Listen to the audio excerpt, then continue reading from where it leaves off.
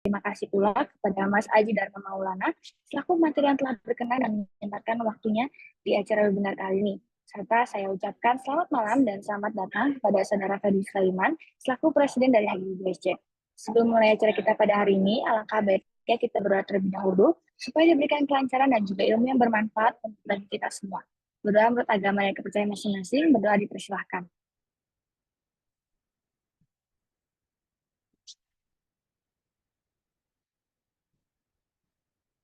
Berdoa tidak dapat diakhiri, tapi dapat dicukupkan.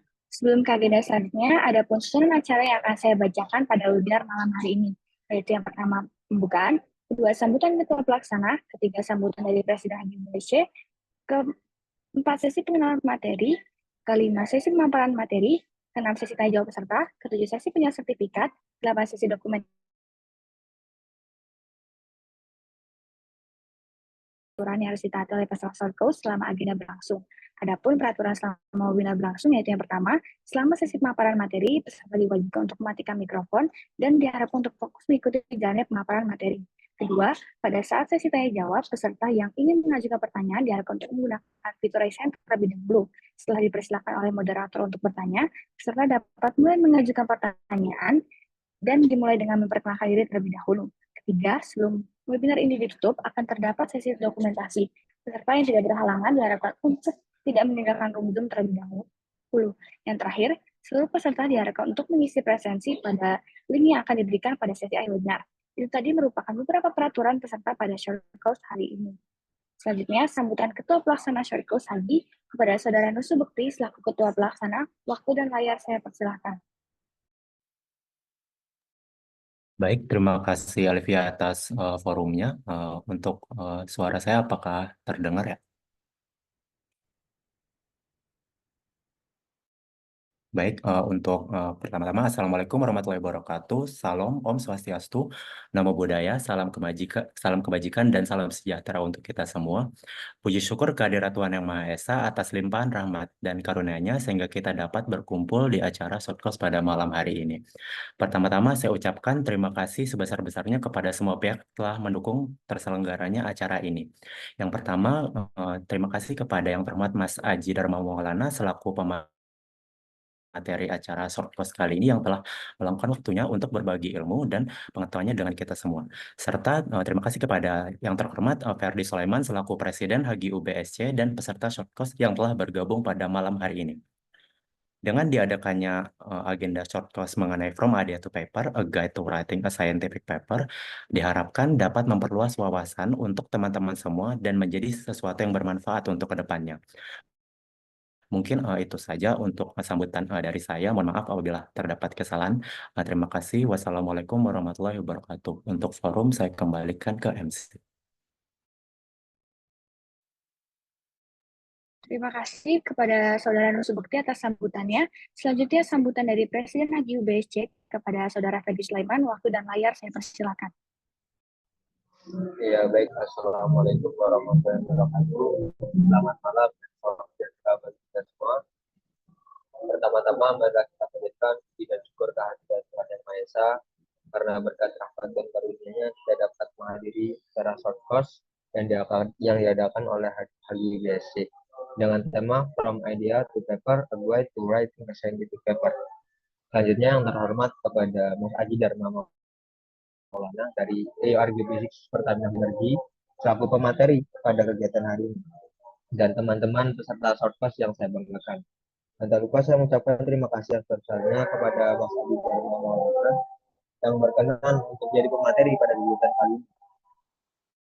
Dan saya mengucapkan terima kasih kepada panitia dari Perusahaan BSC yang dapat menyelenggarakan acara ini dengan baik, serta kepada IMGF yang menaungi kami sebagai wadah dan kegiatan Student Chapter HGIBSC. Serta saya mengucapkan terima kasih kepada peserta HGIBSC yang hadir dalam kegiatan kali ini. Saya berharap pada agenda ini dapat memberikan wawasan dan pengetahuan yang mendalam mengenai penulisan paper ilmiah yang mungkin berguna untuk membantu dalam acara perlombaan dan lain sebagainya. Mungkin itu saja yang bisa saya sampaikan. Semoga hari ini dapat memberikan manfaat yang sebesar-besarnya bagi kita semua. Dan apabila ada suatu kata atau perbuatan yang tidak berkenan, saya mohon maaf yang sebesar-besarnya. Wassalamualaikum warahmatullahi wabarakatuh. kasih kepada Saudara Fedri Sulaiman atas sambutan telah diberikan. Berikutnya akan ada sesi pemaparan materi short course oleh pemateri. Sebelum kita masuk ke acara inti dari agenda kita pada hari ini, ada baiknya kita mengenal terlebih dahulu pemateri kita kali ini. Baik, mungkin kepada panitia bertugas dipersilakan untuk menampilkan CV dari pemateri kita.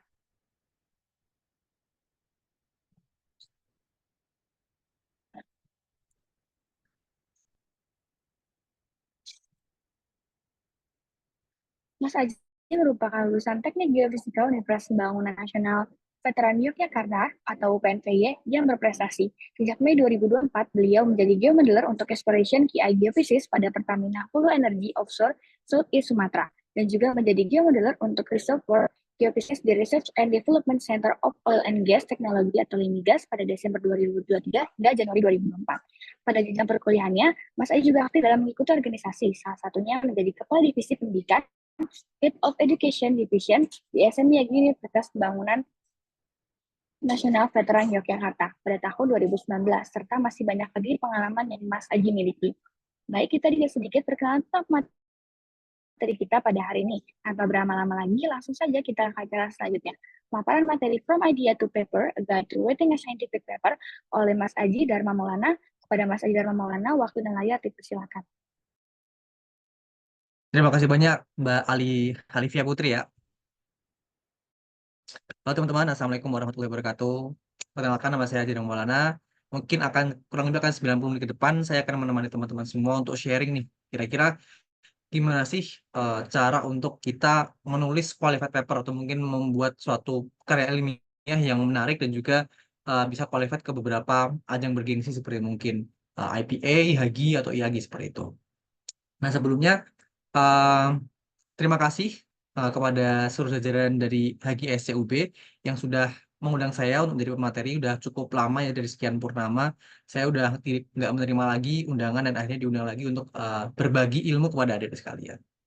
Oke, mungkin sedikit kurang kita intermezzo dulu bahwa mungkin awal-awal saya ketika mungkin semester 3, semester 4 pas udah mendapat materi-materi geofisika mungkin seperti metodologi geofisika ataupun perpetaan itu sebenarnya ada keinginan untuk gimana sih caranya aku tuh bisa nulis suatu karya ilmiah dari hasil praktikum yang selama ini aku lakuin. Karena kan hasilnya udah ada tuh. Kita udah membuat peta, udah paham teorinya. Cuman selalu bingung nih untuk ngerjain suatu paper itu dari mana gitu kan.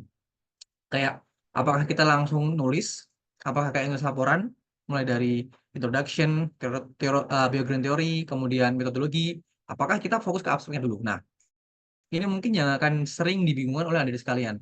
Kita mulai dari abstrak atau paper.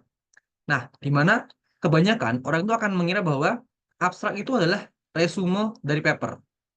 Well, technically yes but no. Maksudnya gini. Jadi memang abstrak ini ketika orang membaca suatu abstrak itu adalah rangkuman dari seluruh paper yang ada. Tapi bukan berarti kita harus membuat satu paper dulu, baru kita rangkum jadi abstrak. Tapi kita harus membuat abstrak dulu. Nah, abstrak inilah yang akan mengundang berbagai macam pertanyaan dan berbagai macam ide-ide baru. Jadi, dari sekian banyak struktur abstrak, struktur paper, dari mulai introduction, background, penyelesaian pustaka, metodologi, isi sampai analisa maupun kesimpulan, itu sebenarnya kita harus memberikan seluruh hati dan pikiran itu ke abstrak dulu.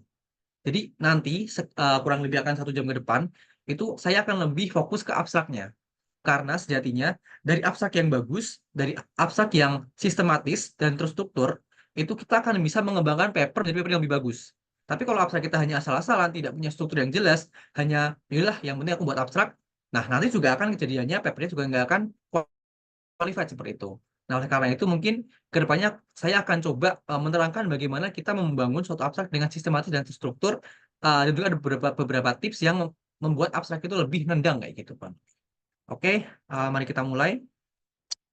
Eh, masih di disable ya untuk screen sharingnya ya. Saya izin screen share ya. Oh, dari pihak panitia. Oke, boleh. Atau mungkin saya aja, Mas Mbak, yang screen sharing.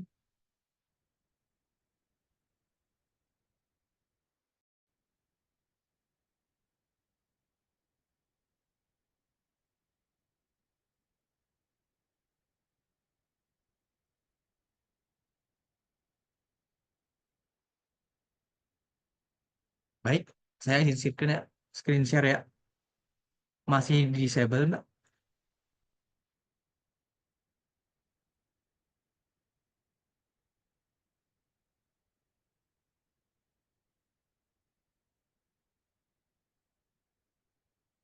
Oke, terima kasih.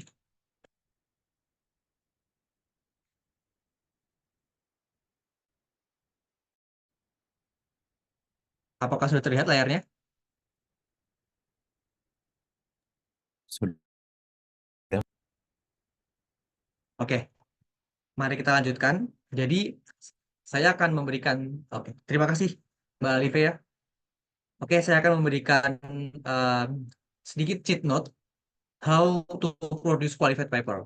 Maksudnya adalah bagaimana kita mencoba untuk menyusun suatu karya ilmiah yang disebut dengan paper agar kita qualified. Mungkin awalnya boleh kita aplikasikan kalau ada di sekalian seperti mungkin paper competition, lalu kita mungkin jenjang ke suatu yang lebih tinggi seperti mungkin conference, seperti ada IAGI conference, IAGI conference, maupun ke mulai ke international conference seperti IPA atau mungkin IPTC yang lebih ke dunia seperti itu.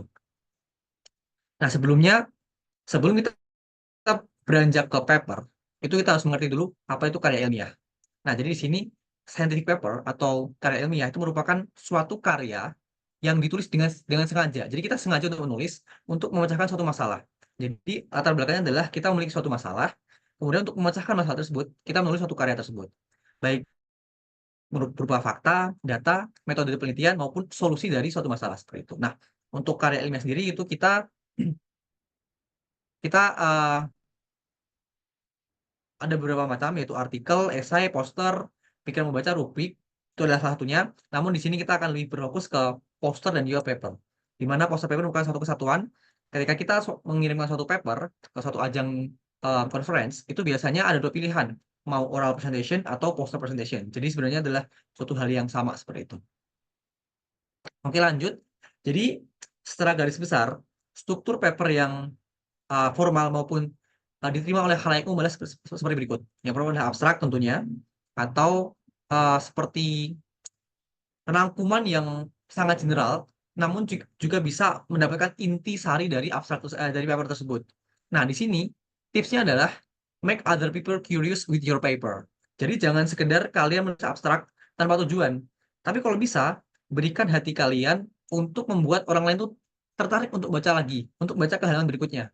Nah, ini adalah suatu hal yang sangat penting. Jadi percuma kalau kita hanya nulis introduction, kemudian kasihlah isinya kayak gini, kemudian kesimpulan. Orang kalau nggak tertarik untuk lanjut, dia nggak akan menerima abstrak kalian. Jadi coba gimana caranya kita buat agar orang lain tuh tertarik untuk membaca penelitian kita. Nah, kemudian untuk struktur yang lainnya, ada introduction, ini sangat umum ya. Kita seperti melakukan perantara terlebih dahulu atau mungkin awalan sebelum kita masuk ke intinya, seperti itu. Nah, kemudian sebelum kita masuk ke mungkin metodologi ataupun pembahasan, kita harus memberikan dulu apa saja teori yang kita gunakan. Teori di sini bukan teori pada umumnya, tapi hanya metodologi maupun analisa inti saja. Mungkin akan aku kasih tahu dikit, misalnya nih, adik-adik ada di semester 4 ya, itu memiliki atau mulai praktikum gravity. Nah, sama magnetik. Oke, di sini misalnya kalian ingin membuat metode baru yang menggabungkan antara dua buah anomali, gravity dan magnetik. Jadi kalian nggak perlu untuk memberikan teori gravitasi sendiri ataupun magnetik. Itu sudah banyak yang tahu seperti itu. Tapi berikan saja teori berdasarkan gabungan metode tersebut. Jadi tidak bertele-tele, tapi langsung fokus ke metodologi apa yang kalian gunakan. Oh, gunakanlah teori penggabungan metode seperti itu. Itu adalah salah satu contohnya seperti itu. Nah, kemudian metodologi mungkin akan saya jelaskan akan lebih terperinci di slide-slide berikutnya. Tapi di sini metodologi adalah hal yang paling krusial dalam seorang geofisis buat paper. Seperti itu. Kenapa? Karena mungkin gini, perbedaannya adalah ketika seorang geologis itu kebanyakan yang saya baca itu mereka akan cenderung fokus ke analisisnya atau result and discussion karena mereka menggunakan metode yang sudah ada. Menggunakan metode yang sudah ada, kemudian mereka hanya akan menonjolkan kemampuan analisa atau mungkin geological interpretation mereka untuk memecahkan suatu masalah di suatu geological event yang berbeda-beda seperti itu. Tapi di sini uh, dari segi geofisis itu kita dituntut untuk memiliki kreativitas dalam memecahkan satu masalah. Jadi kan metode geofisika itu ada banyak ya. Yang di garis besar adalah metode. Walaupun memang ada juga analisa geofisika.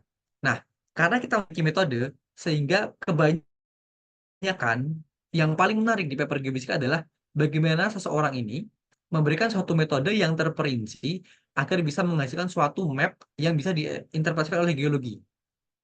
Jadi istilahnya kalau kita berbicara dengan dokter, kita ini sebagai toolsnya dokter, sedangkan geologi adalah dokternya. Dokter yang mempelajari anatomi tubuh manusia, seperti geologi yang mempelajari anatomi tubuh bumi gitu kan. Sedangkan geofisika adalah toolsnya untuk mendapatkan gambaran-gambaran bawah permukaan seperti itu. Itu adalah perbedaannya di mana kita harus memberikan curahan tenaga yang lebih kepada paper tersebut. Tapi boleh saja ketika kita ingin menonjolkan kemampuan analisa geofisika, it's okay. It's no problem. Kita untuk ke resiliensification. Tapi kebanyakan yang menarik untuk geofisika adalah di bagian metodologis. Seperti itu. Oke. Kita mungkin akan berlanjut ke abstrak ataupun bagian yang saya bilang bahwa tonjolkan yang sangat menarik di abstrak ini. Nah, jadi abstrak itu bisa kita adalah informasi, diberikan suatu informasi atau paper substitute dan juga deskriptif. Atau gini-gini. Jadi abstrak itu adalah pengganti paper yang mungkin 15 halaman atau 12 halaman menjadi hanya 1 halaman. Kurang lebih mungkin 300 sampai 500 kata, tergantung dari kualifikasi paper yang disediakan. Atau deskripsi satu abstrak, satu paper dalam short versionnya, seperti itu. Nah, ini adalah informasi dasar yang mungkin struktur yang jarang orang-orang diberikan secara di khalayak umum, yang sudah saya rangkumkan untuk adik-adik sekalian. Yang pertama adalah berikan topik secara general dulu di abstrak. Yang kedua, ini yang paling penting, yaitu isu dari sebuah kasus. Jadi, setelah kita berikan topik kita ini apa, misalnya nih, berikanlah satu kalimat pengantar atau pembuka untuk mengetahui bahwa kalian itu topiknya apa. Migas kah, geothermal kah, atau tambang. Sehingga orang ketika baca, itu langsung tahu, oh, konsennya ke migas, ke geothermal, atau ke tambang, seperti itu. Karena ketika ada di konferensi yang besar, seperti YAGI misalnya, itu ada geofisis, ada tambang, ada geologis, ada macam-macam. Jadi ketika kita ada orang baca, kadang bingung kalau kita nggak langsung diberikan suatu topik generalnya. Biar mengetahui, oh, topik ini adalah bagian geofisik, seperti itu. Lalu, berikanlah isu dari sebuah kasus yang sedang marak. Mungkin contohnya adalah ketika ada kejadian kegempaan atau bencana atau tanah longsor yang lagi booming atau lagi viral, nah, berikanlah isunya. Isunya apa? Tentang kegempaan, tentang tanah longsor, ataupun kalau misalnya ke industri, mungkin untuk meningkatkan resolusi seismik misalnya, kayak gitu. Nah, lalu setelah kalian berikan suatu isu atau masalahnya, langsung beberkan atau mungkin curahkan atau mungkin sebutkan solusinya. Jadi gini, misalnya nih, aku punya data seismik yang resolusinya atau mungkin tidak kurang jelas, kayak mungkin gambar TV yang kurang jelas. Sebutkan, kenapa kok kurang jelas? Karena memang itu adalah suatu batasan TV zaman dulu gitu ya. Nah, lalu kalian memberikan suatu solusi. Oh, saya memiliki solusi nih, yaitu saya bisa menaruhkan TV yang lebih jelas. Nah, itu adalah gambarannya. Jadi kalau ke data seismik sama. Jadi seismik itu kemungkinan datanya itu sekitar 30 Hz. Tapi dengan metode kalian mungkin bisa meningkatkan resolusi menjadi sampai ke 50 Hz seperti itu. Jadi setelah isunya itu kita tawarkan solusinya seperti itu. Lalu penelitian yang baik adalah penelitian yang memberikan suatu referensi terdahulu agar menghormati paper-paper yang pernah kalian baca sebelumnya. Jadi tidak, kalau misalnya kalian memiliki metode yang benar-benar dari nol atau mungkin suatu yang tidak ada referensi, it's okay, kalian tidak memberikan suatu referensi.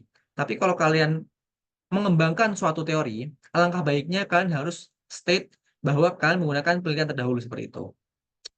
Lalu yang pasti, berikan tujuan utama penelitian. Setelah kalian ada masalahnya, berikan solusi. Nah, berikan juga tujuannya apa. Jadi langsung biar tahu nih, oh, masalahnya adalah masalah kegempaan. Solusinya adalah kami bisa memberikan rumah yang tahan gempa. Tujuannya apa? Untuk menyelamatkan warga yang misalnya masih tidur agar tidak terjadi gempa. Itulah contohnya. Jadi kita berikan step by step seperti itu. Lalu setelah diberikan tujuannya, jelaskan dengan terperinci alatnya apa, algoritma maupun metodenya apa. Nah, inilah yang paling saya sukai ketika saya sedang membuat paper geofisika. Akan saya tunjukkan secara detail bagaimana saya melakukan metode dan algoritmanya seperti itu. Lalu di sini adalah penemuan barunya atau bandingkan atau hasilnya, hasil argumen maupun comparison. Yang paling penting adalah di situ. Jadi setelah kita menyusun berbagai macam metode, algoritma maupun diagram alir, itu sangat percuma ketika kita tidak bisa menghasilkan atau membandingkan hasil sebelum dan sesudah apa yang kita temukan baru. Maksudnya gini, ketika nih kamu memiliki penemuan baru untuk meningkatkan resolusi seismik, tunjukkan hasilnya sebelum menggunakan metode kamu dan juga sesudah untuk mengetahui komparasinya. Oh, bahwa hasil dari penelitian kamu itu memang bisa meningkatkan resolusi untuk memperjelas penampakan geologi di bawah permukaan seperti itu. Lalu berikan keterangan yang jelas atau signifikansi penelitian. Jadi jangan ngambang, jangan benar-benar nggak jelas. Tapi setelah kamu susun yang baik, isu, solusi, kemudian tujuannya, kemudian step-stepnya sampai ke hasilnya, berikan bahwa ini loh, paper saya ini memiliki keunggulan di bidang A atau di bidang B, seperti itu. Nah, ini adalah gambaran secara umum bagaimana kita menyusun abstrak. Nah, ini silahkan dihayati bahwa setiap kali menyusun abstrak, kalau bisa gunakan ke 8 poin ini. Walaupun nggak semuanya selalu ada ya, tapi setidaknya yang paling saya garis bawahi adalah yang pertama adalah isunya, jelaskan dengan gamblang, solusinya, tujuannya, metode yang jelas, kemudian komparasi dari penelitian sebelum dan sudah, seperti itu. Dan yang paling penting adalah signifikansi penelitian. Nah, nanti setelah kalian menyusun ini, itu pastinya secara umum akan membuat orang akan lebih tertarik dengan paper kalian di bawahnya. Karena akan lebih tertarik, oh kira-kira gimana ya si orang ini untuk mengeracik metodenya sehingga menghasilkan data yang bisa lebih high resolution, seperti itu contohnya. Oke, next. Nah, ini saya berikan contohnya nih. Di sini topik secara general itu sudah saya cantumkan di title. Jadi mungkin saya skip aja langsung ke isunya. Nah, contohnya di sini nih. Di sini saya akan memberikan suatu isu, yaitu adalah geomodeling state is a vital in the exploration development oil and gas. Jadi pemodelan geologi itu adalah hal yang sangat vital dalam development maupun eksplorasi migas. Itu adalah isunya, yaitu pemodelan geologi. Nah, yang kedua adalah resolusi seismik atau seismik inversi itu memiliki keterbatasan resolusi atau keterbatasan kemampuan dalam memisahkan lapisan bawah permukaan. Tidak bisa semua lapisan tipis dapat terlihat di seismik. Seperti itu kan. Nah, ini adalah karena keterbatasan atau inability of separation of the geological event. Nah, itu adalah isunya. Isunya adalah akurasi dari geomodeling itu sangat penting. Yang kedua adalah masalahnya, yaitu seismik itu tidak bisa memecahkan atau memisahkan dua buah lapisan secara jelas. Nah, ini adalah gambaran solusinya. Lalu kita lanjut nih ke bawahnya, solusi yang ditawarkan. Ini dia. Nah, jadi therefore research atau penelitian ini itu kita mencoba untuk memberikan suatu integrasi metode untuk bisa memisahkan suatu anomali seismik sehingga menjadi lebih terpisah dan jelas mengikuti data yang ada seperti itu. Nah, berikanlah metode kalian using a combination of bla bla bla atau mungkin menggunakan metode ini, kita bisa nih untuk memisahkan data yang lebih jelas, atau mungkin aku berikan contoh untuk ke paper semester 4 ya. Misalnya kita berbicara tentang gravity. Kita bandingkan ground gravity dengan airborne gravity. Misalnya zaman itu belum ada airborne gravity ya. Jadi misalnya isunya adalah ketika kita menggunakan ground gravity, itu kan sangat waktunya lama ya. Kita harus ukur titik by titik. Dan juga belum topografinya yang sangat curam. Itu kan susah untuk mendapatkan sebaran data yang merata.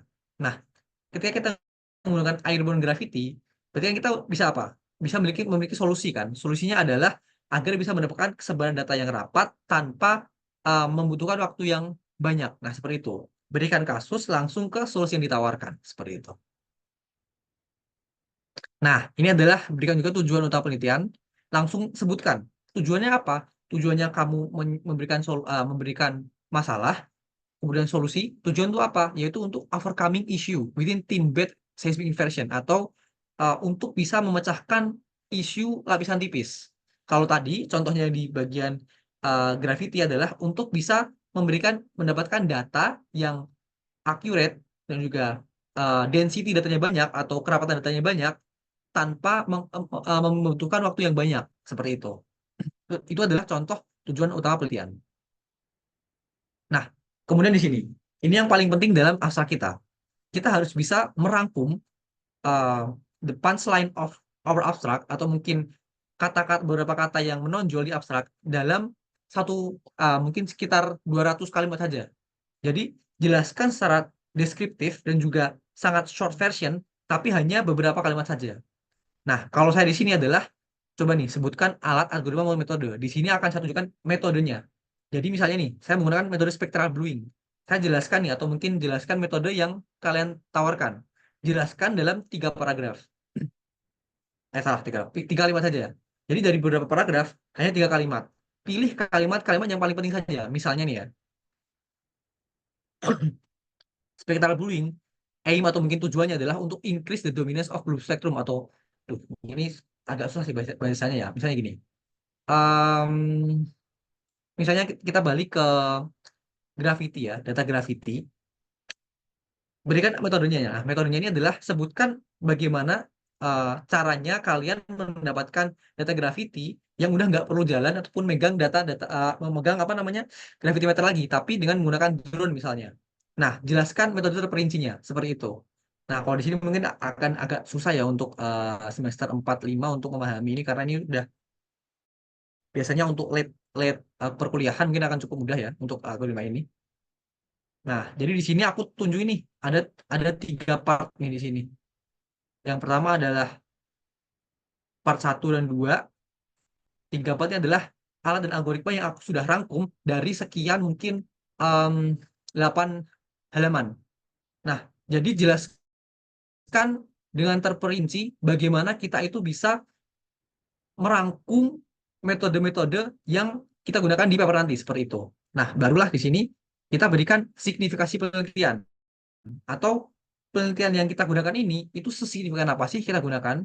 Nah, itu berikan suatu apa ya namanya ya, bukti jelasnya atau bukti nyata. Jadi setelah kalian menunjukkan algoritmanya, metodenya, kemudian kalian nanti berikan suatu hasilnya, nah berikan bahwa terbukti nih di hasil atau mungkin metode kita itu jelas-jelas memiliki kelebihan, yaitu apa? Mungkin bisa memangkas waktu pengukuran gravity dari yang awalnya mungkin harus seminggu menjadi hanya 2 hari saja. Nah, kayak gitu. Langsung sebutin. Kalau kalian nggak menyebutkan keuntungan dari metode kalian ataupun keuntungan dari penelitian kalian atau kelebihannya, maka orang nggak akan tertarik kayak, oh ya udahlah ini masih kayak pada yang dulu atau masih kayak yang lama gitu. Tapi kalau kalian memberikan suatu hal yang sangat wow, booming itu ya, maka wah menarik nih. Jadi reviewer atau mungkin orang yang sangat tertarik dengan knowledge, mereka akan oke, I will grab this paper dan juga mereka akan baca di rumah seperti itu. Ini adalah hal yang sangat penting atau aku bilangnya adalah punchline of the abstract kayak gitu, yaitu signifikansi penelitian. Nah, ini mungkin aku akan menjelaskan lebih detail lagi ke introduction. Sebenarnya jantung dari paper adalah abstrak. Jadi ketika kalian sudah nyusun abstrak sedemikian hingga rapi atau struktur sistematis, nanti untuk menulis introduction, background teori, dan juga beberapa studi bawahnya itu akan lebih mudah. Kenapa? Karena gini, kita sudah memiliki isu, solusi, dan juga topik secara general. Kita tinggal kembangkan saja. Jadi mungkin lebih kayak apa ya? Seperti copywriting. Jadi kita punya isu yang spesifik, tapi kita tinggal kembangkan kata-katanya. Jadi harus punya kemampuan storytelling yang bagus juga di bagian introduction. Karena mungkin kebanyakan adik-adik sekalian adalah bingung ketika memulai introduction-nya. Kira-kira akan bahas apa ya? Akan aku kasih contoh. Misalnya, kalian ingin buat paper tentang kebencanaan gunung api. Sebelum kalian masuk ke isunya, ceritakanlah misalnya daerah Dieng atau mungkin daerah Bromo atau mungkin daerah gunung api yang berbahaya. Ceritakan dulu sejarahnya kenapa daerah itu berbahaya. Jadi intronya dulu. Masuk dulu ke ceritanya, lalu ceritakan mungkin ada korban jiwa ataupun kerugian harta benda, ceritakan. Lalu setelah itu Berikan, oh isunya berarti apa? Kebencanaan ini merenggut korban jiwa dan harta benda. Berikan isunya. Jadi kita harus bisa memberikan storytelling yang baik di introduction ini sebelum kita masuk ke uh, background yang teori seperti itu. Jadi di sini bagusnya adalah kita jelaskan dulu latar belakangnya kayak tadi, yaitu ada suatu kehilangan harta benda untuk yang contoh-contoh kebencanaan ya, kehilangan harta benda maupun nyawa. Lalu berikan juga maksud dan tujuannya. Jadi maksud kalian untuk melakukan papernya apa? Itu adalah dari si kepanjangan dari solusi yang ditawarkan. Jadi solusi yang ditawarkan itu inline dengan maksud dan tujuan. Nah, kalau kita nggak ngebuat kerangka ini dulu, maka kita akan kesusahan untuk menentukan maksud dan tujuan. Jadi baiknya berikan isu dulu, jabarkan menjadi latar belakang, kemudian berikan solusi kalian, jabarkan menjadi maksud dan tujuan. Kurang lebih seperti itu. Nah, jika kalian memiliki suatu novelty atau pembaruan, langsung state di introduction. Biar apa? Nggak keburu orang tuh baca terlalu jauh, baru tahu ini pembaruan. Bagusnya state dulu bahwa, oh saya memiliki pembaruan metode dalam kebencanaan. Udah, bilang aja di introduction. Sehingga pembaca akan langsung baca, oh ini ada pembaruan nih. Semakin penasaran dong, kira-kira nanti pembaruannya apa ya? Dari penelitian lebih dahulu, kurang lebih seperti itu. Kalau teori akan sangat mudah ya di sini, karena teori ini kita tinggal comot dan juga state siapa yang pernah mengemukakan teori ini. Nah, kesusahannya adalah kadang ketika saya dulu mulai paper, itu terlalu banyak teori yang saya masukkan. Jadi masih jadi kayak buku, kayak makalah. Padahal teori itu bagusnya adalah kita hanya ambil 3 atau maksimal 4 dari dasar teori yang benar-benar kita gunakan. Misalnya, kita berlatar belakang lagi di kebencanaan. Contohnya adalah tadi kawah gunung api gitu. Nah, kawah gunung api kan ini akan aktif ketika ada fracture, ada rekahan ya, ada suatu permeabilitas. Nah, berarti kita bahasnya adalah fracture. Kita cari teori tentang fracture. Mungkin pemetaan tentang fracture yaitu fault fracture density. Menggunakan punggungan yang kita garis-garisin lineamennya lalu kita jadikan suatu map seperti itu.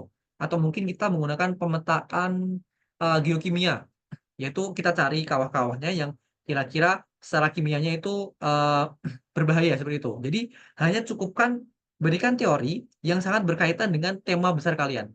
Jangan kita harus masukin ke teori misalnya nih, kita menggunakan metode geofisika gravity magnetic. Kita sampaikan gravity itu rumusnya ini, magnetic rumusnya nggak perlu. Kita hanya sampaikan saja teorinya menggunakan ini, dan juga hal-hal yang penting saja seperti itu. Ini adalah sebagai bukti Anda telah melakukan studi referensi, adalah di teori. Berikan relasinya. Biasanya nih gini, biasanya adalah ketika kalian melakukan skripsi, itu hal yang sangat penting adalah suatu statement. Misalnya nih, uh, teori misalnya apa ya? Teori pengembangan lapangan oleh siapa? Nah, itu sangat penting. Karena apa? Ini adalah buktinya bahwa sebelum kalian menulis paper, kalian sudah banyak membaca paper, sehingga menetapkan suatu teori ini menjadi teori dasar kalian untuk mengembangkan paper selanjutnya. Seperti itu. Nah, ini yang paling penting nih, metodologi penelitian. Kalau saya paling suka adalah metodologi. Kenapa? Karena saya bisa menjelaskan dari awal saya meneliti sampai ke akhirnya bagaimana cara meracik suatu metode tersebut. Yang pertama tentu berikan data dulu, data availability dulu. Kalian sebelum meneliti itu datanya apa saja. Biar pembaca ini paham, oh ketika nanti dia melakukan penelitian yang sama, setidaknya memiliki data-data yang sama dengan paper kalian. Misalnya, ketika kalian ingin menentukan eh, kelerengan batuan, datanya apa saja? Oh, mungkin menggunakan eh, kompas untuk mengetahui slope-nya maupun strike dip-nya. Kemudian misalnya kalian menggunakan refraksi MASW, berarti menggunakan apa? Geofon, palu, dan lain-lain. Misalnya kayak gitu ya. Jadi jelaskan terperinci datanya ini apa saja. Biar pembaca nanti ketika ingin melakukan penelitian sama pengembangan, setidaknya memiliki referensi datanya harus sebagai berikut seperti itu. Lalu yang paling penting adalah metode penelitian atau metode pengerjaan data. Nah, di sini hal yang sangat penting adalah diagram alir. Jadi daripada kalian menceritakan, nah misal nih penelitian kalian jelaskan melalui kata-kata, susah kan? Misalnya kayak saya punya data availability seismik dan juga well data. Lalu well data nanti akan masuk ke bagian seismik atribut, kan susah nih karena bercabang-cabang. Nah, baiknya ceritakan dengan jelas menggunakan diagram alir. Setelah kalian menentukan alir penelitian kalian dari diagram alir, nanti pikiran kalian itu akan lebih enak untuk menceritakannya karena flow-nya udah tergambar jelas. Jadi sedikit-dikit nih kita udah gambar mind map-nya. Jadi sebelum kita menulis kita udah kelihatan nih, oh kira-kira di sini apa ya? Oh aku akan nulis misalnya ke bagian analisa A, analisa B, analisa C seperti itu. Jadi gambarkan diagram alir sih diagram tersebut seperti itu. Nah, ini adalah hal yang mungkin uh, seorang geologis akan lebih menonjolkan papernya, yaitu resultnya. Mereka akan membahas secara sedetail mungkin dan juga serapi mungkin pembahasan geological interpretasinya dari metode-metode yang sudah dilakukan. Jadi perbedaannya adalah, kalau yang saya lihat, geofisika tuh sangat menarik ketika mereka memiliki metode yang hebat, atau mungkin metode yang lebih terbarukan untuk bisa menjelaskan penampakan geologi yang lama. Tapi kalau sang geologis itu lebih menarik ketika dia bisa menganalisa lapangan yang lama tapi menemukan temuan baru dari analisa mereka seperti itu. Jadi bedakan uh, geofisik juga geologis. Karena apa? Saya balik lagi, geofisik adalah tools dari geologis. Seperti mungkin seorang dokter adalah anatomi paru-paru. Dokter tahu bayangannya, tapi nggak bisa lihat. Menggunakan apa? Menggunakan ronsen. Ronsen adalah geofisisnya, lalu dokter adalah geologisnya. Seperti itu kurang lebih.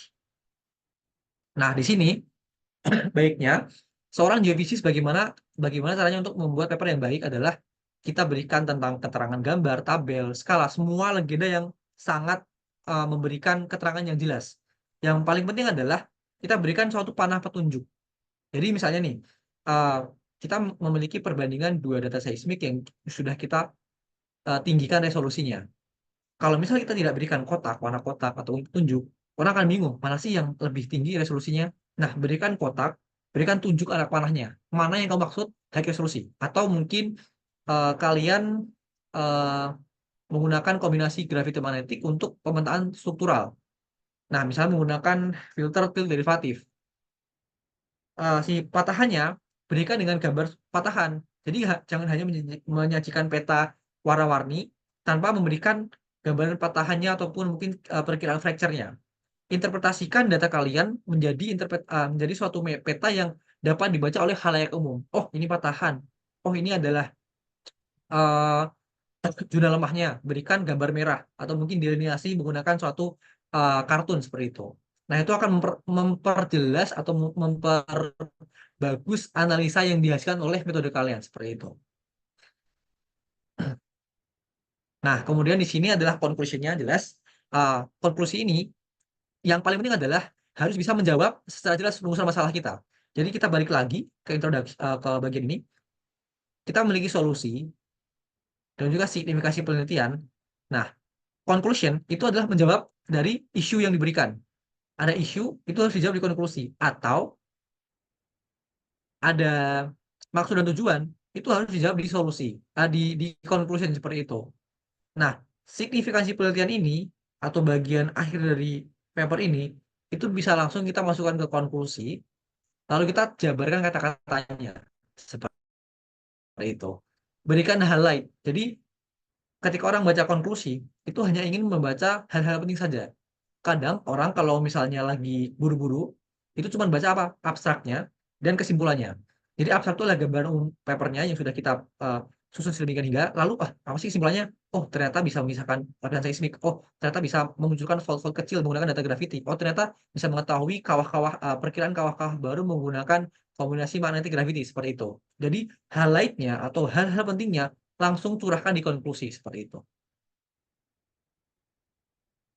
Nah, di sini mungkin ada beberapa not-not ya. Mungkin ini nanti papernya sudah saya kasih ke pihak panitia Hagi SCUB. Mungkin ketika teman-teman sekalian mau memilikinya, silahkan boleh di-deliver untuk mengetahui kira-kira hal-hal penting saja, apa saja yang bisa kita hindari untuk memaksimalkan ketika kita menyusun suatu paper ilmiah seperti itu. Nah, ini adalah contohnya. Nah, jadi di sini nah, ini adalah teoretikalnya. Jadi saya hanya menggunakan 3 teori.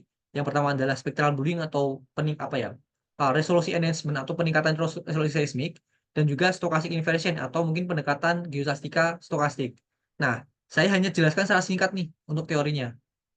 Nah, introduction hanya cukupnya karena hanya mengandung maksud dan tujuan maupun penjabaran abstrak bagian isu dan juga solusi. seperti itu. Nah ini adalah yang paling penting adalah workflow dan juga data.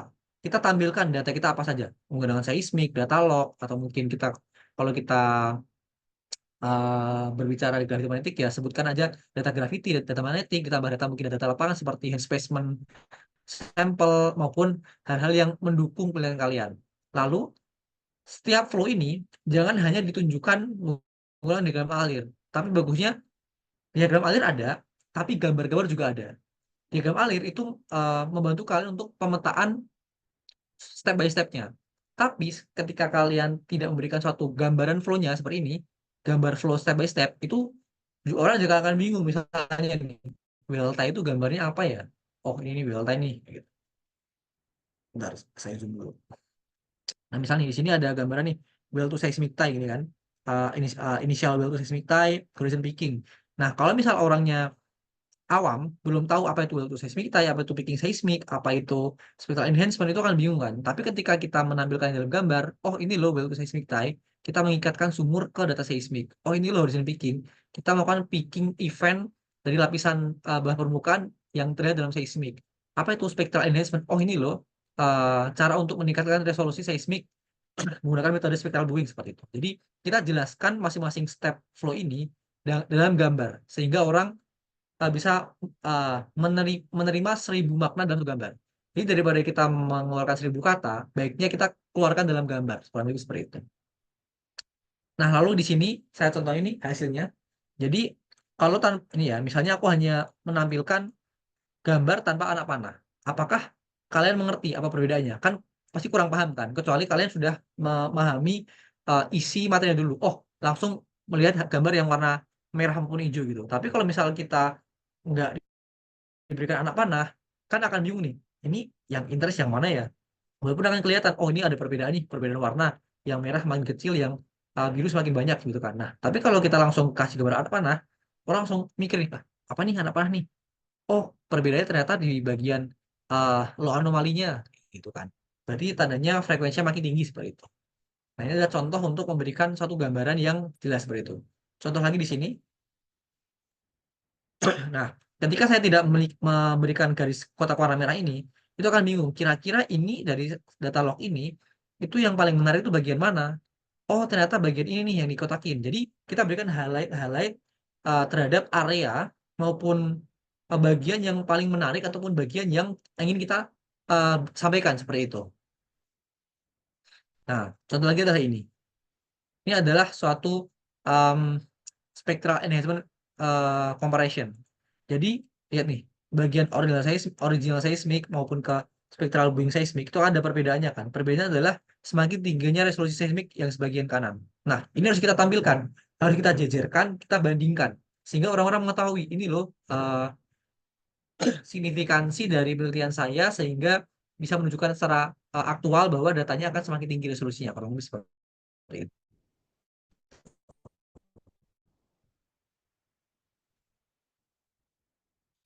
Kemudian ada juga paper untuk ke geological poster, sehingga di sini saya tidak begitu menjelaskan detail untuk metodologinya, tapi saya menjelaskan bagaimana cara interpretasinya, seperti itu, sehingga menghasilkan suatu gambaran channel ataupun fluvial system di bawah yang sudah didapatkan di bawah permukaan. Nah, saya bandingkan nih, ini adalah paper yang lebih ke geofisika, yaitu saya lebih fokus ke metodologi yang sangat cukup panjang, lalu saya tampilkan juga komparasi-komparasinya, dan juga metode yang paper yang lebih ke geologi, yaitu adalah analisa yang kita perkuat. Jadi terserah kalian mau menggunakan yang mana, mau lebih ke paper geofisika ataupun paper geologi. Itu sesuai keinginan dan hati kalian. Tapi baiknya ketika paper geofisika itu akan lebih menarik ketika kalian menjelaskan metodologi secara terperinci, lalu bandingkan hasilnya. Bandingkan signifikansi dari metode kalian. Tapi kalau paper geologi, baiknya kuatkan analisa geologi kalian sehingga bisa menemukan suatu analisa atau suatu ketemuan yang baru pada data ataupun area yang sama seperti itu. Nah, kurang lebih sekian yang dapat saya sampaikan. Mungkin kurang lebihnya mohon maaf. Saya kembalikan lagi kepada Mbak MC. Baik, terima kasih kepada Mas Aji atas paparan materinya. Baik, jika terdapat pertanyaan dari teman-teman peserta, saya persilahkan.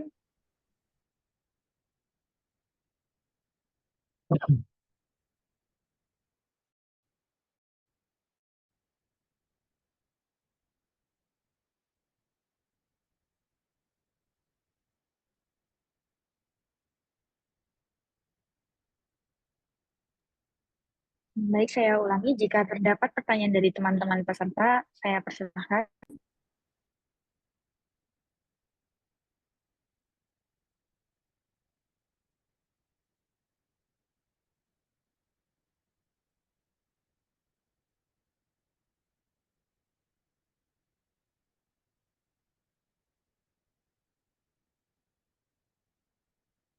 Silakan teman-teman kalau mungkin ada yang ditanyakan atau mungkin kurang jelas.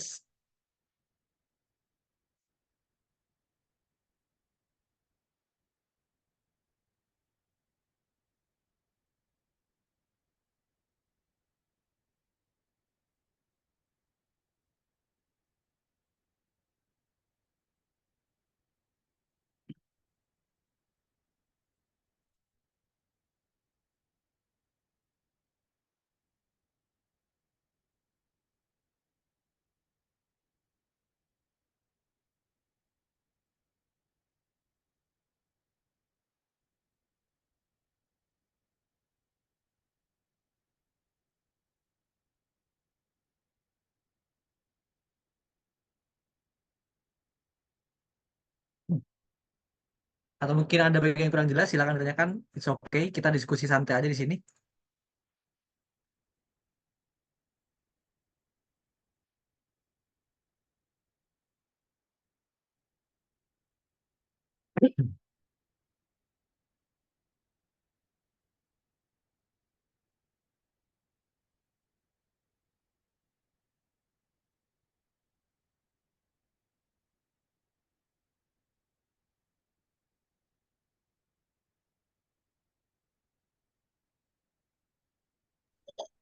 Baik, kepada Saudara Nusli Bakti, dipersilakan untuk menyampaikan pertanyaannya. Oke, Mas Haji, terima kasih. Dan Alifia juga terima kasih atas forumnya.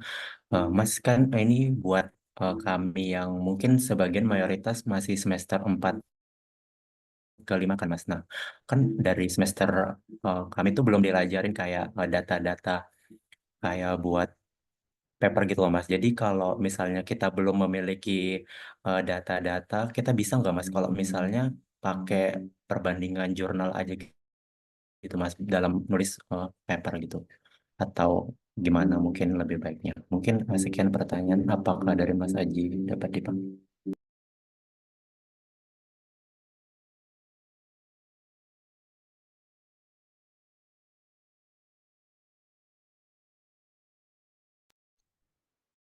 Mohon maaf Mas, ini jaringan terputus. Boleh diulangi Mas?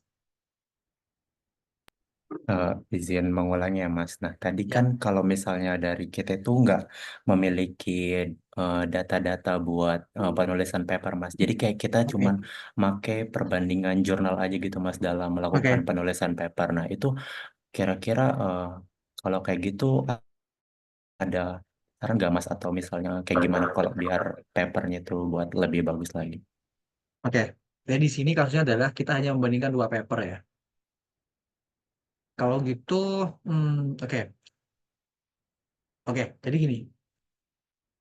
Misalnya ini dua paper temanya tentang apa? Tentang geologika atau tentang geofisika kalian? Ya, Mas, seperti itu, Mas. Oke, jadi gini. eh, Kalau kita ingin membandingkan suatu paper, itu yang pasti kita pastikan dulu temanya sama dulu. Apakah sama-sama di migas atau sama-sama di tambang. Jadi kita harus ada parameter yang sama dulu. Misal kita tentukan 5 parameter.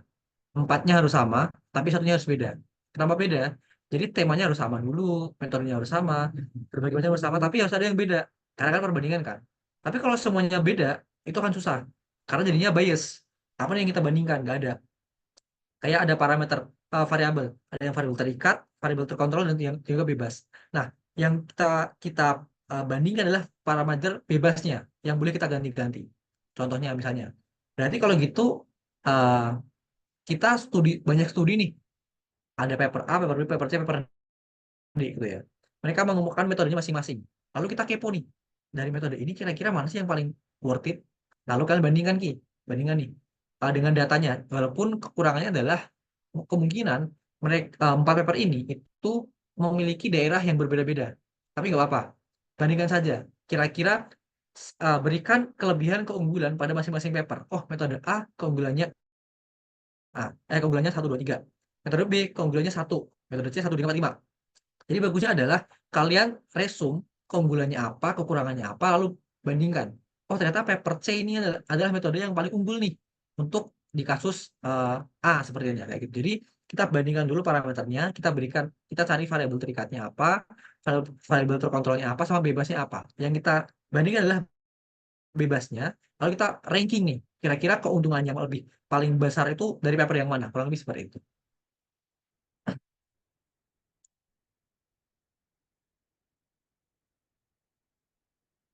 Apakah ada lagi yang mau ditanyakan, Mas? Mungkin dari saudara Zulfi, apakah Cukup, Mas. kepada peserta short course apabila masih ada pertanyaan dapat disampaikan?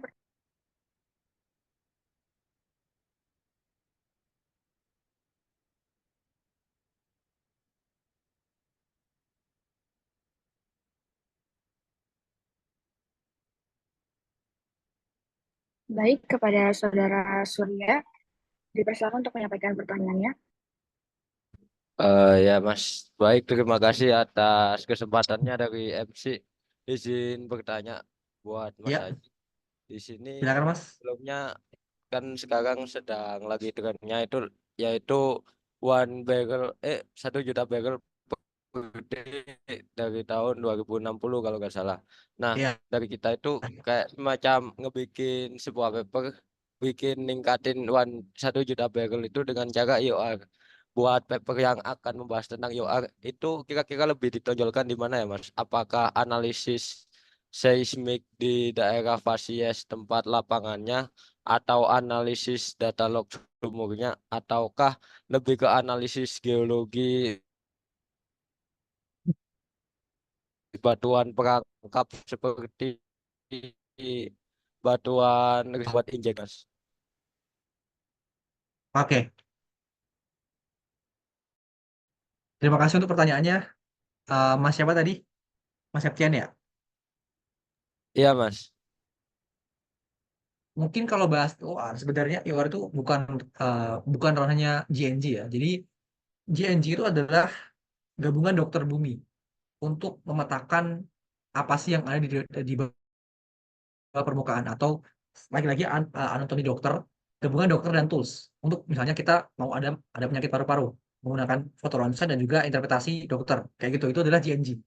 Jadi bagaimana kita bisa menerjemahkan event-event bawah permukaan seperti mungkin porositasnya, bagaimana bentuk lapisannya, bagaimana strukturnya, bagaimana kandungan sennya, atau apakah ada hidrokarbonnya di sana.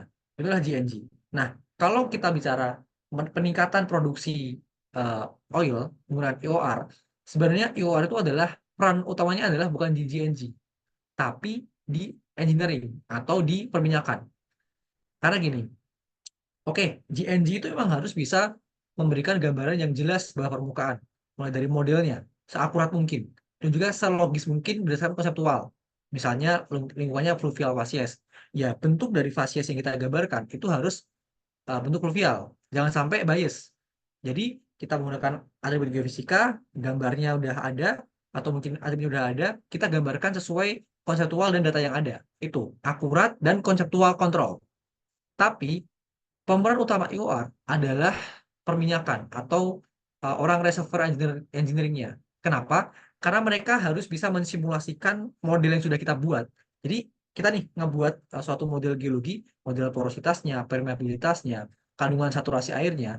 Tapi kalau si reservoir engineer tidak bisa mengutilize model yang sudah kita buat secara detail, percuma. Nah, selain itu, metode-metode baru IOR atau metode-metode terbarukan dari EOR itu juga sangat dibutuhkan. Jadi percuma lagi kalau kita sudah detail, tapi si nya si perminyakannya nggak ada terobosan baru bagaimana kita bisa memproduksikan minyak-minyak yang ada di bawah permukaan. Dengan cara apa? Mungkin satu, ketika heavy oil, contohnya di rokan, ketika oil yang berat, itu diberikan em, steam atau dibanjiri oleh uap panas, sehingga biar oilnya itu semakin encer, sehingga bisa diambil. Nah, itu adalah, tapi ini mungkin di luar topik untuk paper ya, mungkin nggak apa kita jelasin aja seperti itu. Nah, jadi di sini bukan bukan GNG sebagai main sumber daya manusianya, tapi lebih ke reservoir engineering. Mungkin pertanyaan adalah, bagusnya adalah eh, bagaimana peran GNG untuk bisa, kita kan banyak paper ya, untuk bisa mendefinisikan atau memberikan aktualisasi data atau aktualisasi interpretasi yang jelas dan terperinci dalam menerjemahkan suatu model geologi untuk development maupun untuk eksplorasi. Nah, tentunya GNG yang baik itu juga memiliki kemampuan penyampaian secara terstruktur. Agar apa? Karena gini, dunia GNG dengan dunia reservoir engineering itu beda banget. Jadi kita harus punya kemampuan bridging yang bagus, kemampuan penjembatan bahasa-bahasa yang bisa menjembatani antara GNG dan juga reservoir engineer. Nah, dengan cara kita melatih paper, melatih kita menulis, itu kita bisa membahasakan suatu bahasa yang susah dibahasakan. Kan bahasa geologi ini susah ya. Mungkin misalnya flat spot atau hidrokarbon indikator. Itu kalau misalnya orang bukan orang GNG, bingung apa sih apa itu flat spot, nggak tahu. Tapi kalau kita bisa membahasakannya, misalnya nih, flat spot itu adalah suatu indikasi langsung dari keberadaan hidrokarbon di bawah permukaan bumi. Jadi yang ditunjukkan dengan adanya suatu flat horizon atau flat information dari seismik, sehingga seorang GNG bisa menebak secara langsung bahwa itu ada suatu hidrokarbon. Nah, kalau kita bisa memberikan suatu bahasa yang lebih sederhana kepada reservoir engineering, maka RSN juga akan tahu nih, oh ternyata geologi sudah menghasilkan benda A, B, C, D, sehingga saya juga bisa melanjutkan ke langkah berikutnya seperti itu. Mungkin itu Mas Septian, mungkin agak terlalu jauh ya karena kan tanya ke IOR ya, tapi mungkin coba saya kaitkan ke bagaimana kita membuat paper bisa mengaruhi kita untuk menjadi janji yang baik seperti itu. Baik, mungkin dari Mas Septian, apakah ada feedback? Ya sudah sangat menjawab Mas. Terima kasih banyak. Terima kasih Mas. Baik, baik kepada peserta short course yang lain, apabila masih terdapat pertanyaan, dapat menyampaikan pertanyaannya.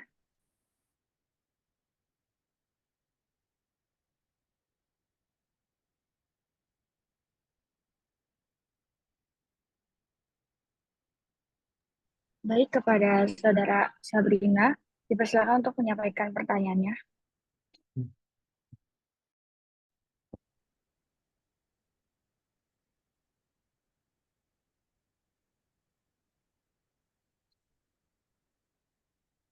Mohon maaf Mbak, suaranya belum terdengar Mbak.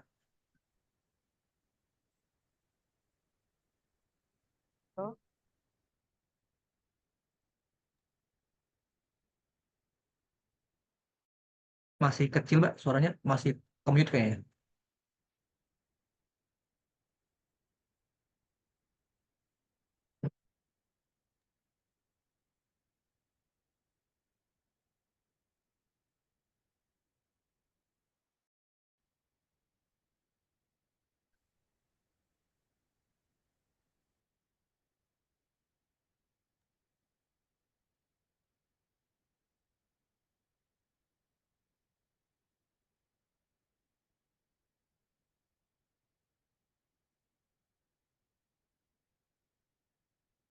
Bagaimana Mbak Sabrina?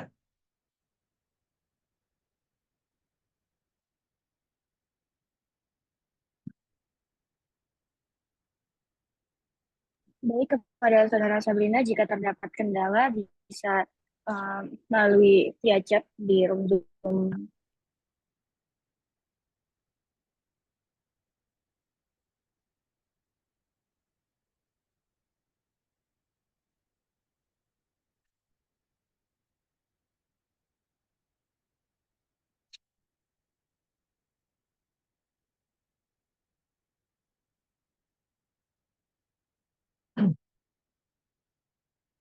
Baik, silakan Mbak Sabrina.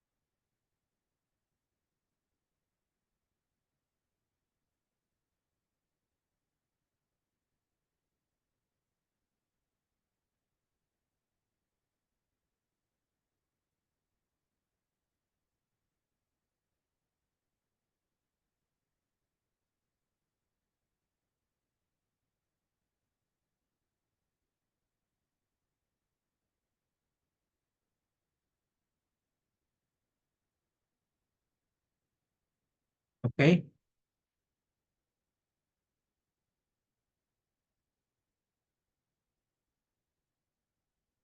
Oke, ini tentang ini ya.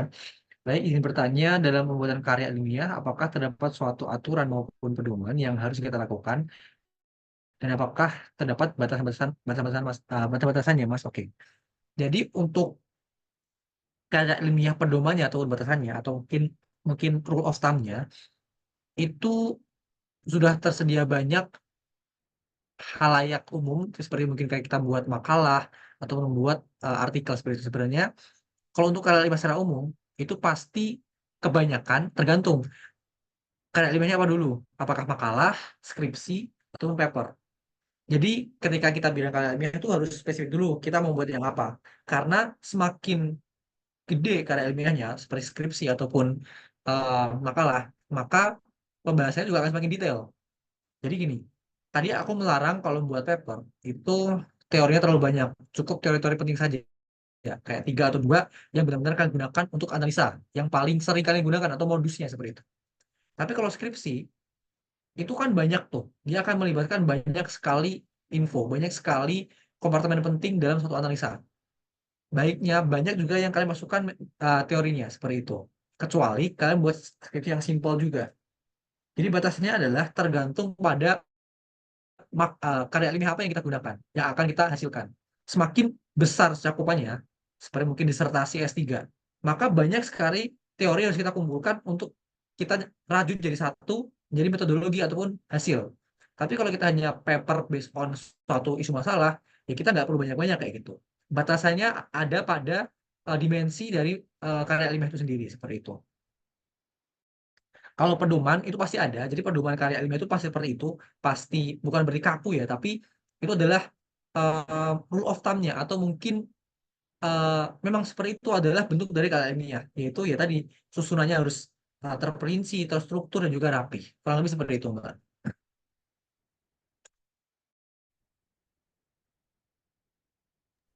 Terima kasih kepada Mas Aji untuk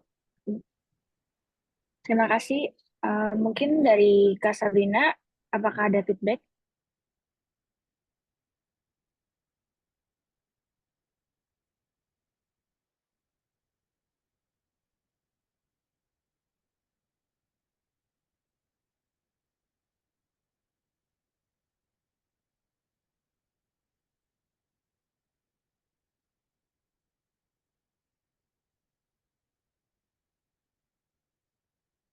Baik, terima kasih banyak, Mbak Sabrina. Baik, kepada peserta short course, apabila masih terdapat pertanyaan, dapat menyampaikan pertanyaannya. Ditunggu sampai jam 19:45.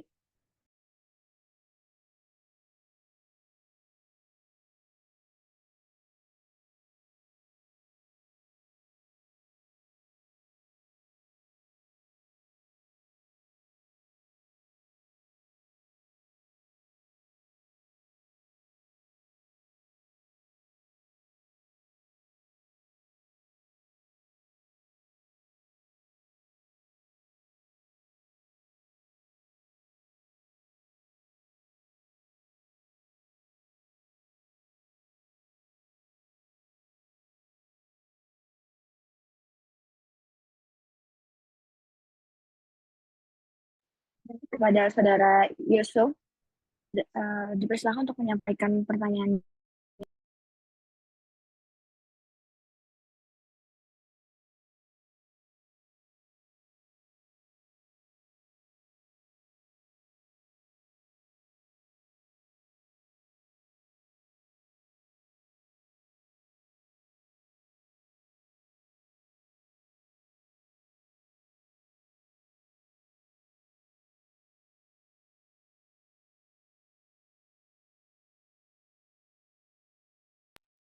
Baik, saya ulangi, jika dari peserta short course yang lain apabila masih terdapat pertanyaan, dapat menyampaikan pertanyaannya.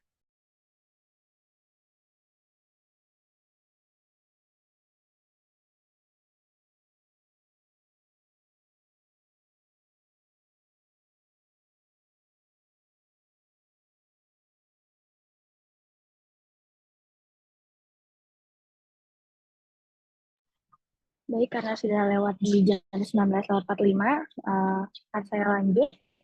Baik, dikarenakan ada keterbatasan waktu, mungkin untuk sesi tanya jawab bisa diakhiri di sini. Bagi teman-teman yang masih punya pertanyaan lebih lanjut, mungkin bisa bertanya langsung kepada Mas Aji Dharma Maulana melalui sosial media ke Aji Dharma Maulana melalui IG atau LinkedIn. Selanjutnya akan ada sesi penyerahan sertifikat yang akan diberikan oleh Ketua Pelaksana. Supaya panitia bertugas dipersilakan untuk menampilkan sertifikat materi kita terlebih dahulu, dan kepada Saudara Nus Bekti waktu dan layar saya persilahkan.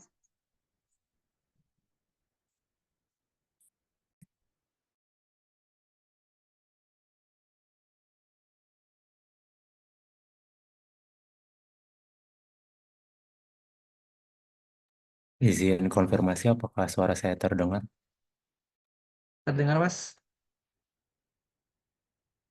Oke, terima kasih kepada Mas Aji telah menyempatkan waktunya memberikan ilmu dan wawasan bagi kami pada malam hari ini pada acara short course, dan mungkin dari kami ada sedikit kenang-kenangan ya Mas untuk Mas Aji.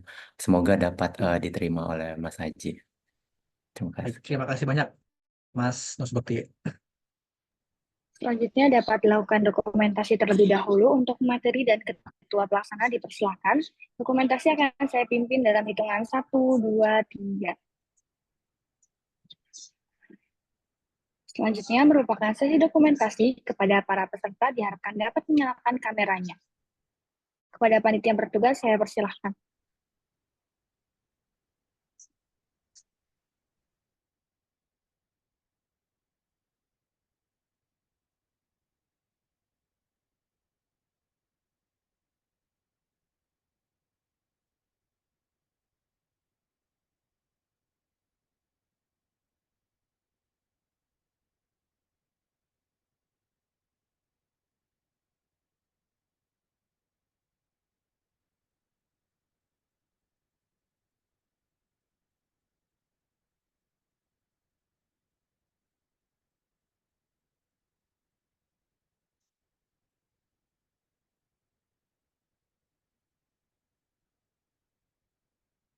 Baik, dokumentasi akan saya pimpin untuk slide pertama dalam hitungan 1, 2, 3.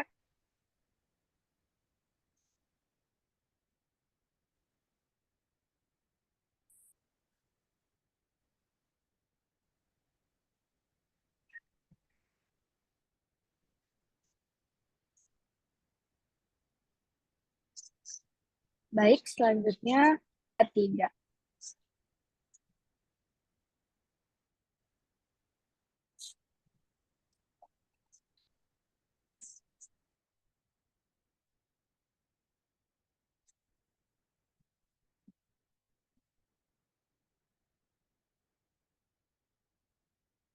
Baik, tidak terasa kita telah sampai di penghujung acara Short Course hari ini. Sebelum itu, mungkin ada baiknya kita mendengarkan closing statement atau pesan-pesan dari pemateri kita. Kepada Mas Haji Dharma Maulana, dipersilahkan. Baik, sebelumnya terima kasih banyak atas Mas-Mas sekalian, panitia HG SCUB yang sudah menyempatkan waktunya untuk mengundang saya untuk berbagi ilmu. Saya cukup senang sekali untuk diberikan kesempatan lagi untuk berbagi apa yang saya punya untuk adik-adik sekalian. Semoga semua yang sudah saya berikan ini bermanfaat bagi adik semuanya. Mungkin mohon maaf juga kalau misalnya saya nyampaikannya kecepatan atau mungkin beberapa penjelasan tidak begitu jelas ya. Tapi semoga bisa diterima dengan baik untuk materi-materi yang saya berikan dan bermanfaat bagi adik-adik sekalian untuk mungkin membuat paper, untuk kompetisi paper maupun ke jurnal-jurnal conference nasional maupun internasional. Sekian dari saya. Terima kasih atas waktunya. Wassalamualaikum warahmatullahi wabarakatuh. Terima kasih, Mas Aji. Itu tadi closing statement dari materi hari ini. Saya selaku MC pada hari ini mengucapkan terima kasih yang sebesar-besarnya kepada Mas Aji Dharma Maulana selaku materi yang telah membagi ilmunya kepada kami semua. Tidak lupa saya sampaikan banyak terima kasih kepada seluruh peserta Short Course yang telah meluangkan waktunya pada hari ini. Semoga ilmu yang disampaikan bermanfaat untuk kedepannya. Sebelum saya akhiri, karena di awal tadi dibuka dengan berdoa, mari kita tutup dengan berdoa pula. Berdoa menurut agama yang kepercayaan masing-masing, berdoa dipersilahkan.